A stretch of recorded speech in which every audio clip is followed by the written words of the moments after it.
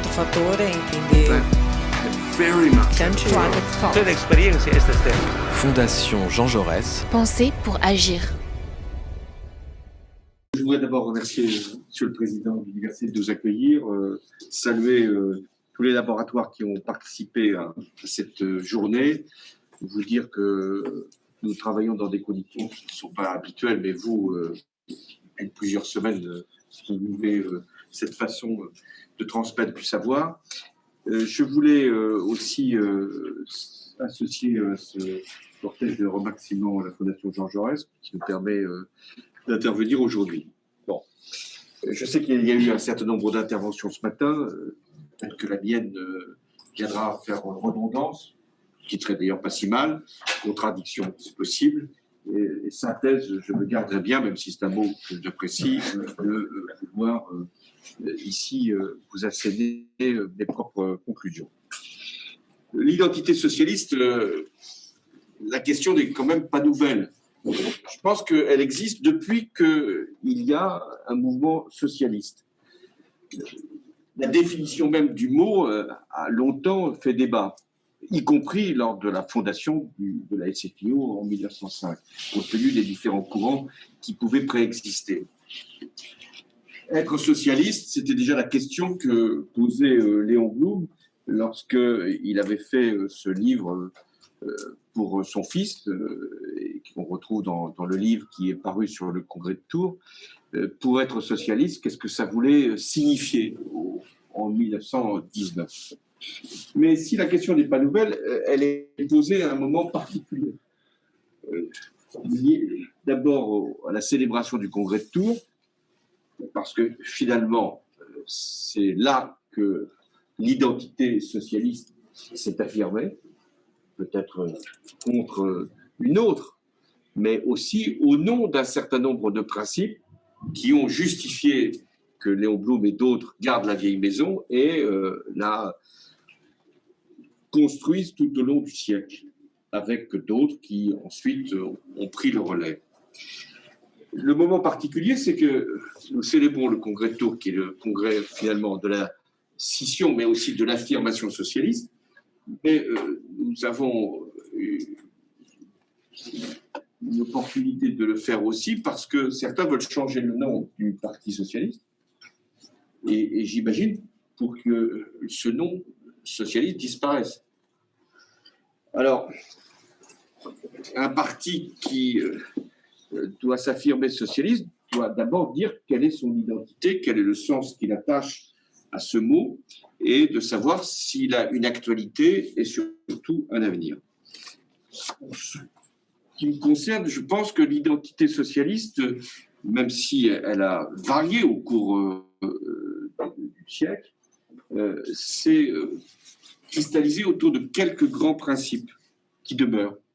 Le premier, c'est la revendication de l'égalité humaine face aux privilèges. C'est d'ailleurs dans le texte de Léon Blum de 1919. Cette aspiration à plus d'égalité face à l'accumulation de biens de certains ou de richesses ou de patrimoine, au sens culturel aussi, de tout ce qui faisait le capital, d'une certaine façon, ce combat-là reste d'une grande actualité. Le deuxième principe, c'était d'assurer l'émancipation individuelle et collective, faire que l'autonomie de l'individu soit au service de la capacité d'une société à s'organiser, qu'il n'y ait pas de contradiction entre l'individualisme, qui fait partie de l'identité socialiste, et le sens du collectif.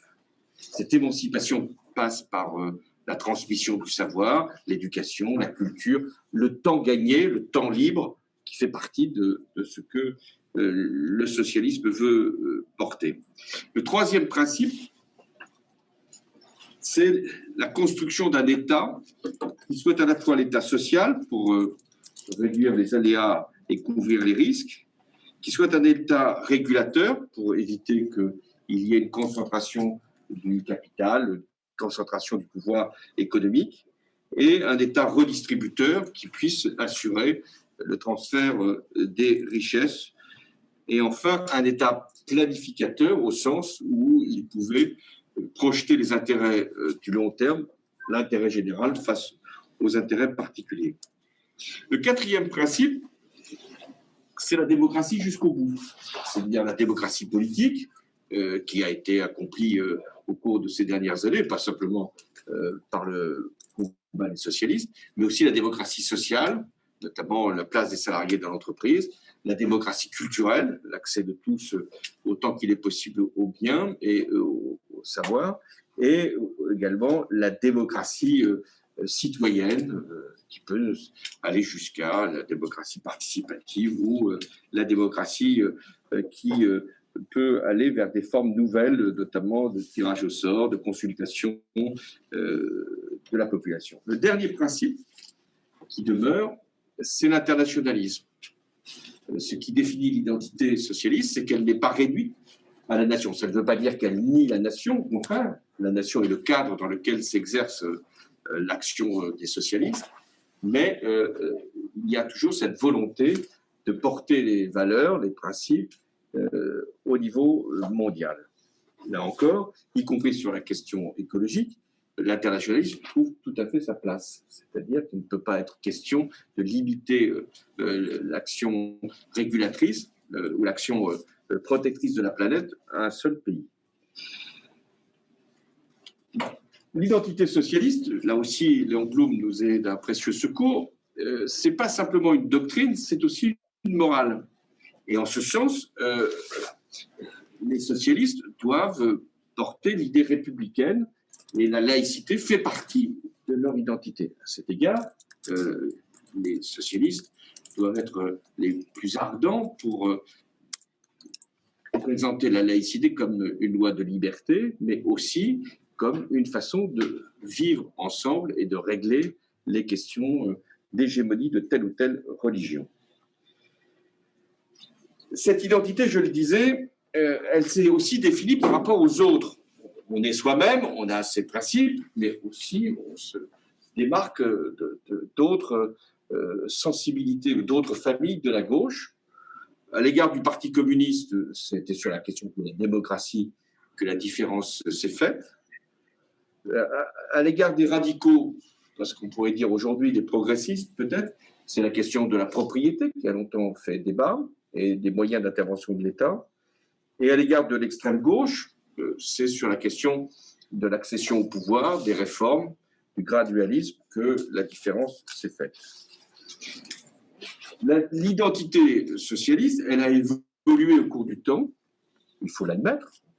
C'est pas pour autant qu'on la perd, on la construit, on la recompose au fur et à mesure des épreuves traversées. La doctrine a évolué aussi, la lutte des classes ne fait plus partie de l'identité des socialistes, en tout cas, ils ne se réclament plus, pas plus que la socialisation des moyens de production, mais les finalités, elles, demeurent, aussi bien sur le contrôle d'un certain nombre de pouvoirs économiques que sur l'affirmation des libertés personnelles, des droits individuels. Et s'il y a aussi une donnée du socialisme, c'est d'avoir travaillé, milité pour que les libertés, les droits personnels puissent être reconnus. L'identité socialiste, enfin, elle a été modifiée par l'exercice du pouvoir. C'est-à-dire que, à la différence d'autres doctrines, celle-là s'est confrontée au réel et a accepté de diriger, de gouverner la nation. Je parle là, ici, du socialisme français. Mais ça a été vrai aussi pour d'autres formes de social-démocratie.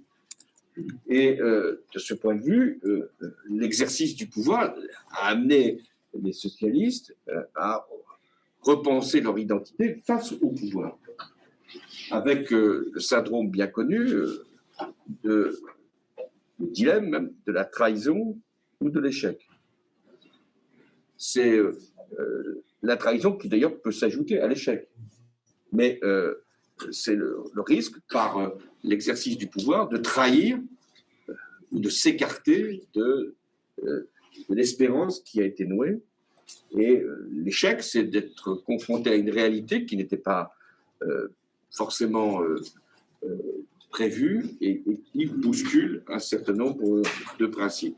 Ce qui fait que l'identité socialiste peut être touchée par deux dérives. La dérive du pragmatisme, finalement, la gestion l'emporte sur tout autre principe. Ce qui compte, c'est l'accession au pouvoir. Ou l'autre dérive, c'est les dérives incantatoires ou simplement contestataires, c'est-à-dire, en réalité, le refus de l'exercice du pouvoir. Je vais terminer parce qu'après, je veux répondre à vos questions. Au cours du siècle, puisqu'on est sur un exercice historique, au cours du siècle, on a annoncé plusieurs fois la mort du socialisme. En 1920, d'abord, au congrès de Tours, finalement, c'était le communisme qui devait l'emporter. Et le socialisme n'était qu'un courant minoritaire qui, à un moment ou à un autre, était supposé devoir rester dans la marginalité quand le communisme allait tout emporter.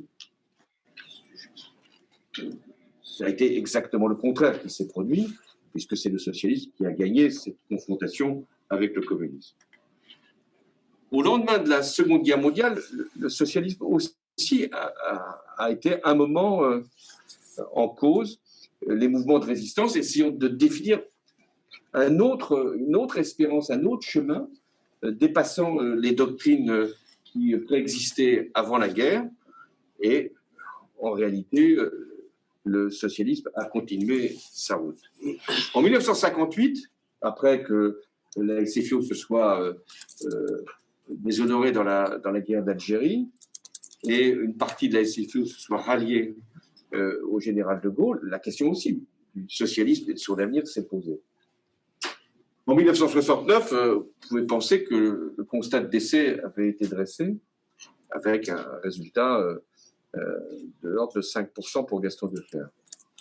Il a fallu 71 pour que le Parti socialiste à Épinay retrouve son identité, une identité qui a d'ailleurs été liée au programme commun, c'est-à-dire une identité qui n'est pas tout à fait dans la filiation même de ce qu'avait été le socialisme de Léon Blum.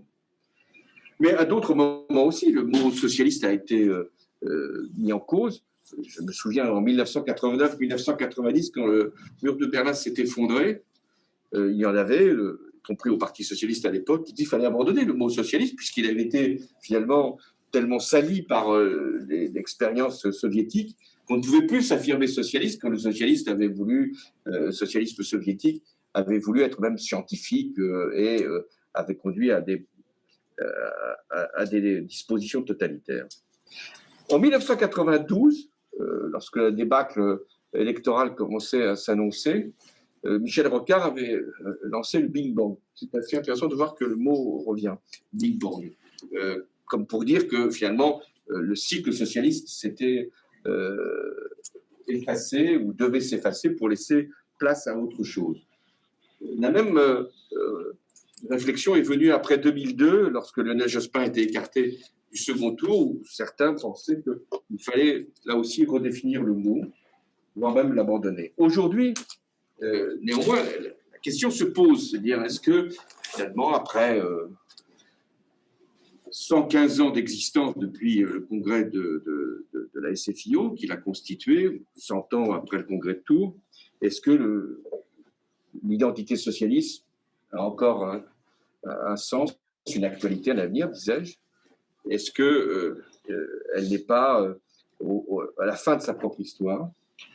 Alors, quelles seraient les raisons qui pourraient conduire à cette conclusion? D'abord, le fait qu'une partie des classes populaires se soit finalement détournée et puis rejoindre même des mouvements d'extrême droite ou populistes.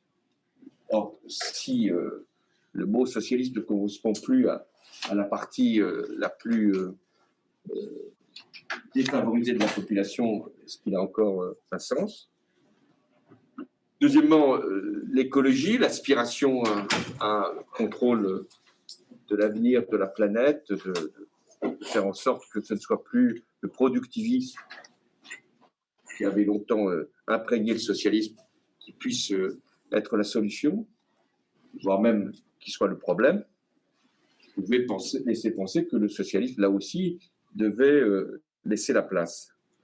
Fait aussi de la mondialisation, ne condamne-t-il pas l'ambition de l'internationalisme? Si l'internationalisme, c'est en définitive faire une place simplement aux échanges, que ce soit des marchandises ou des êtres humains, si l'internationalisme, c'est simplement d'avoir un monde ouvert, est-ce que c'est bien l'aspiration qui devait être celle des socialistes? Enfin, la construction européenne qui était pour les socialistes et dès l'origine une volonté pour élargir l'action et pour essayer de coordonner les forces sociales. Est-ce que la construction européenne s'est pas retournée contre l'identité socialiste? Toutes ces questions sont légitimes. Est-ce qu'elles, pour autant, aboutissent à laisser penser que le socialisme n'aurait plus d'identité et donc plus de raison d'être? Ma position, vous l'imaginez, n'est pas celle-là. Je pense que dans ce contexte nouveau, où les questions de préservation de la nature, de construction d'une économie différente, d'une démocratie qui doit être élargie, d'une aspiration au savoir, à la recherche, à la connaissance, à la science, le socialisme a sa place. Néanmoins, il doit sans doute fixer non plus de nouveaux principes, mais fixer de nouvelles exigences. D'abord, il doit penser toute la société, pas simplement une fraction, pas simplement le salariat, il doit penser toute la diversité de la société pour l'unifier, pour créer du commun, pour être un acteur de cohésion et de rassemblement. Deuxièmement, il doit porter un projet de mutation en définissant un nouvel horizon économique, sociétal, et en donnant une nouvelle forme au progrès. Car le socialisme était lié au progrès. Or, le progrès est contesté dans ses abus ou ses excès. Donc, la question qui doit être réglée par les socialistes, c'est les nouveaux progrès qu'il faut proposer au peuple. Il faut qu'il redevienne un espoir pour les classes populaires, qui suppose la promotion, la reconnaissance, la dignité, sans doute l'accès à des pouvoirs nouveaux pour les classes populaires, y compris dans l'entreprise, et aussi un sens nouveau donné à la propriété, qu'elle soit individuelle ou sociale. Enfin, les socialistes, ou le mouvement qui s'en inspire, doit renouveler le pacte démocratique, à la fois les méthodes de gouvernement, l'association des citoyens, la décentralisation des pouvoirs, la consultation, pour que les individus soient dans un projet de contrôle de leur propre vie. Et si je devais ajouter un dernier principe, c'est de porter des valeurs à l'international pour donner une fierté collective à la nation. Dernière réflexion. C'est souvent dans les crises que l'on redéfinit le mieux le socialisme. Comme si le socialisme, par temps ordinaire, pouvait être une doctrine parmi d'autres. Et chaque fois qu'il se passe une crise grave, et nous en vivons une, c'est finalement des solutions qui relèvent de l'identité socialiste qui sont appelées. Dans la crise sanitaire, à quoi a-t-on assisté? Un retour au service public, à la solidarité, à l'intervention de l'État, y compris à la contribution des plus fortunés. Dans la crise économique qui s'annonce, que demande-t-on? Des dépenses publiques, un investissement stimulé, des consommations soutenues. Et même pour la conversion écologique, la transition écologique, la mutation écologique, est-ce que ce n'est pas d'un keynésianisme écologique dont il est aujourd'hui urgent de définir le sens? Alors, ma conclusion, c'est que quand on enlève le socialisme, le problème, le mot en tout cas, c'est qu'on ne sait pas par quoi le remplacer. C'est ça qui est d'ailleurs le plus convaincant pour non pas garder le mot socialiste comme si nous en étions propriétaires, mais pour dire qu'il n'y a pas de mot qui puisse se substituer à cette identité et à cette idée. On a cherché beaucoup, social-démocrate, progressiste, social-écologiste, mais tout ça, ce sont des habillages, mais j'allais dire presque du verbiage. Donc, il faut rester sur le mot lui-même en enrichissant le contenu. Parce que c'est cette identité qui demeure un projet de société. L'identité des socialistes, c'est d'abord de construire une société, de faire société. Et c'est pour ça que je pense que votre débat d'aujourd'hui était d'une grande actualité.